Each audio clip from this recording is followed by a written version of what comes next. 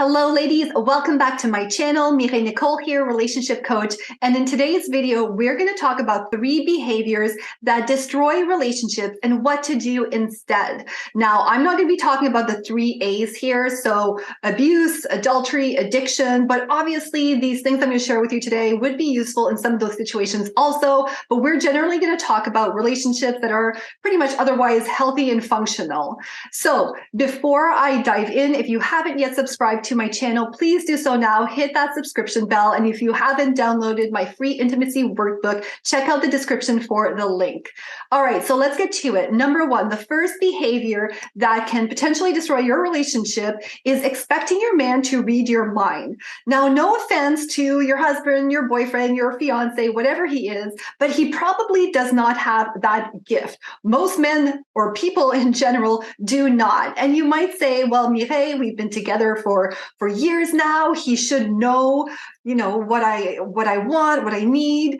And I've been telling him a million times. Well, even though you're in a relationship with someone for maybe 5, 10, 15, 20, 25, 30 years, we are still individual people and we still go through our own issues and challenges, right? We still get distracted and focused on things. Maybe stuff's happening for him at work, in his family of origin, with his friends, right? And on top of that, so not to make excuses for him either, but on top of that, just putting someone on the spot and putting that pressure on them to really figure out what you need is just going to cause frustration and disappointment, maybe from his perspective, right? Because if he doesn't get it right, then he can feel bad about himself. He can feel like he doesn't know how to make you happy. He might give up. That's when he might go, start going quiet on you and distancing himself. And it also makes you feel, potentially disappointed if he doesn't figure it out, right? So for both perspectives, it's a very tricky situation that there's no need for you to even put either one of you in it, right? So expecting him to read your mind is just going to cause frustration at his end and potentially frustration at your end and impact both of your feelings towards one another. And one of the things I want to mention here too, that I see sometimes happen, and I know I've experienced this for myself, is that sometimes when we want our man to read our minds, it's because there's something else going on, right? There's some sort of unmet need in the relationship. Maybe you're not feeling love so much and you just need him to know what to do to show you that he really cares or he really loves you. But again, that approach is ultimately going to put yourself in potentially in a situation that's not good for your relationship. And it's a lot more empowering to just communicate directly with him. So instead of expecting your man to read your mind, I encourage you to communicate with him directly and briefly what it is you need and how that would make you feel. All right, the second behavior that can destroy your relationship is going to be complaining and criticism. So these two related behaviors can also lead you away from the path towards your happily ever after. And I'm sure you have a valid reason for any complaints or criticisms that you express to your man, but I want to help you realize that there are other ways to go about communicating things that bother you to your man.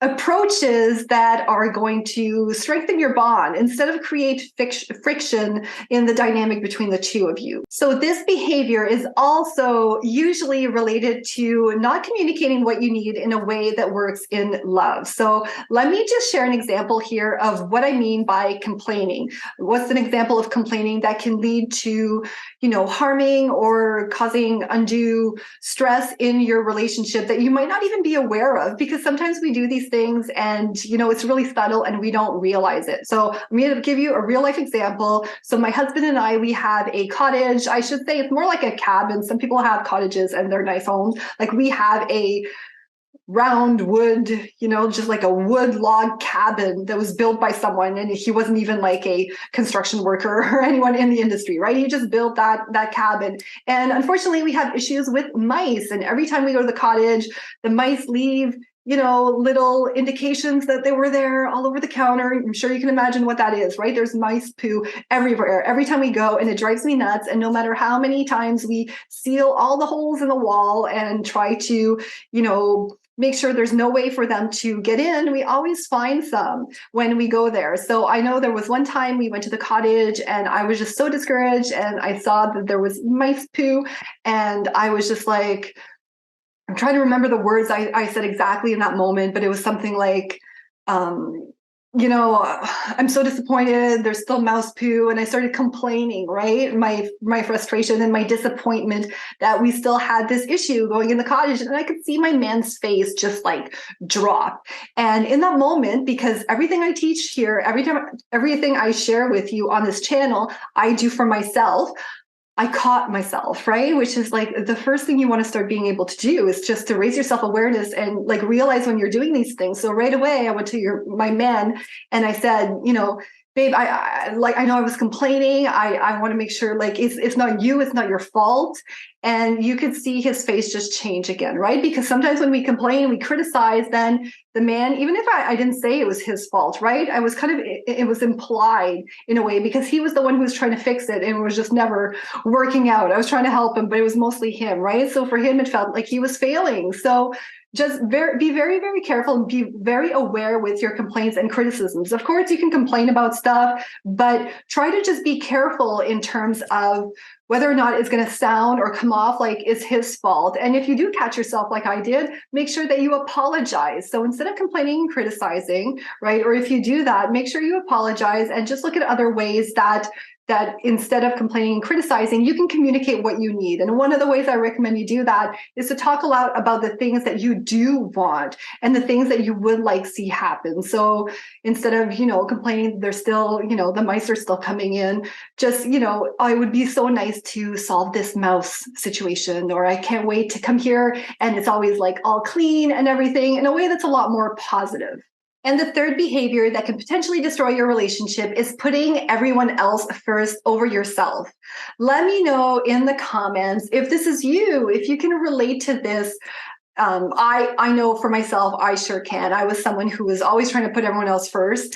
And it's really easy to fall into that trap if you're a parent, if you have a family, if you have kids, right? If you're a mother. So if you feel like you're doing everything you can to make your man and your family happy at your own expense, I invite you to pause and reevaluate this. The problem with this is that oftentimes we could be creating the opposite effect of what we're desiring or what we're intending to do, right? We think that by doing everything for everyone else, they're going to be super grateful for that, and they're really going to acknowledge it and really, be happy, and you're going to be like the perfect person in their eyes. And I'm sure you are, right? But at the same time, you don't want to do it overboard in a way where it can lead to obvious resentment on your part. It affects your ability to be warm with everybody because you feel like you're doing everything and you're getting nothing in return. So you just want to be very, very careful with this one, that you're just not doing everything for everyone else in the hopes that, you get something in return, or that kind of fixes everything in the relationship.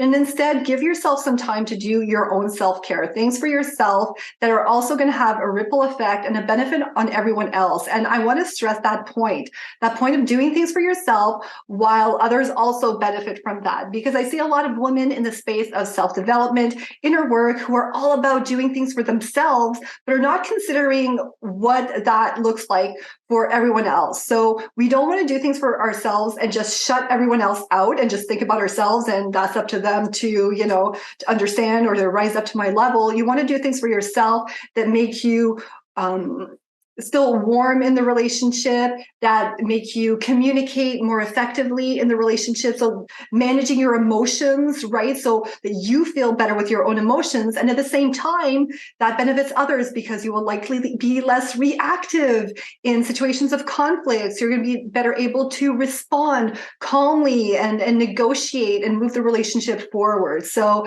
one thing to really keep in mind when you're doing that personal development is always to try to do it, if you desire your happily ever after, of course, right?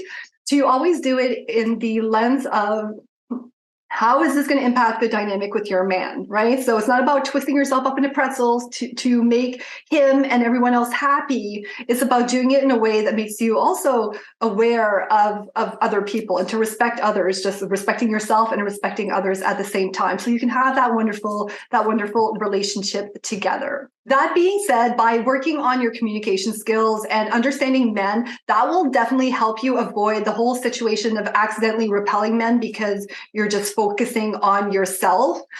So it will actually make you even more attractive and magnetic to men. So I actually give you those exact techniques on how to do this in my Happily Ever After bootcamp and guide you through it in my private coaching. So if you want to explore that with me, let me know in the comments and I will get back to you. If you know this is an area where you need support, check out the links in my video description. All right, I hope you enjoyed this video. Let me know in the comments what you thought. If you had any questions, I appreciate you so much for watching till the end. I will see you in the next video.